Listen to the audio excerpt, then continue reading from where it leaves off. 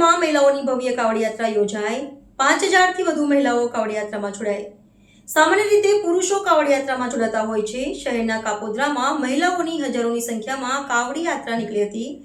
Mother મહિલા charitable trust દ્વારા આયોજન કરવામાં આવ્યું હતું। સુરતના કાપોદ્રા વિસ્તારમાં 5000 થી વધુ મહિલાઓ ભક્તિભાવ સાથે કાવડ યાત્રામાં જોડાઈ, જે સામાન્ય રીતે પુરુષ પ્રધાન યાત્રા તરીકે ઓળખાય છે। મધર મહિલા ચેરિટેબલ ટ્રસ્ટ દ્વારા આયોજિત આ યાત્રામાં મહિલાઓએ હર હર મહાદેવના જયઘોષ સાથે શ્રદ્ધાપૂર્વક ભાગ લીધો। યાત્રા દરમિયાન મહિલાઓએ સામૂહિક રીતે શિવલિંગની પૂજા કરી અને ભક્તિમય વાતાવરણ સર્જાયું।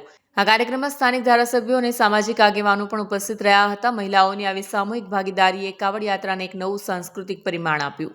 કેમેરામેન હકીમ શેખ સાથે વસીમ હાસમીનો રિપોર્ટ, આઝાદ ન્યૂઝ, સુરત। કોમલબેન પટેલ છે। કોમલબેન, આજનું આયોજન મહિલાઓ મોટી સંખ્યામાં એકઠી થઈ છે, શિવ પૂજા થશે, કેટલા વર્ષોથી અમે છેલ્લા 12 વર્ષથી આ કાવડ યાત્રા કરી રહ્યા છે, ત્યારે અમારી આ 13મી મહિલાઓની વિશાળ કાવડ યાત્રા છે।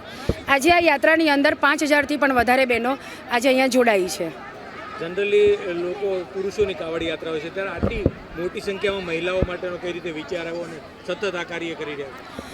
જનરલી તમે કીધું એમ કે લગભગ કાવડ યાત્રામાં પુરુષો જોડાતા હોય છે, ત્યારે અમારો સંકલ્પ એ જ છે કે વધુમાં વધુ બહેનો પોતાના ઘરેથી બહાર નીકળી અને આ હિન્દુ ધર્મની જાગૃતતા માટે આગળ આવે। એટલે અમારો લક્ષ્ય એવું છે કે આ વર્ષે 5000થી પણ વધારે બહેનો થઈ છે, પણ આવનારા વર્ષોની અંદર વધુને વધુ બહેનો અમારા આ ટ્રસ્ટના માધ્યમથી કાવડ યાત્રામાં જોડાય અને હિન્દુ ધર્મનો વધુમાં વધુ પ્રચાર થાય, એ જ અમારો લક્ષ્ય છે। પવિત્ર શ્રાવણ માસમાં કાવડ યાત્રાની સાથે કઈ રીતની અહીંયા પૂજા કરવામાં આવશે? આ પવિત્ર શ્રાવણ માસમાં કાવડ યાત્રાની સાથે સાથે અમે પાર્થિવ શિવલિંગ બનાવ્યા છે। એ પાર્થિવ શિવલિંગની સમૂહમાં આજે પૂજા થશે, ત્યારબાદ આરતી અર્ચના કર્યા પછી સૌ બહેનો સમૂહમાં ફરાળ કરીને અહીંયાથી છૂટા પડીશું।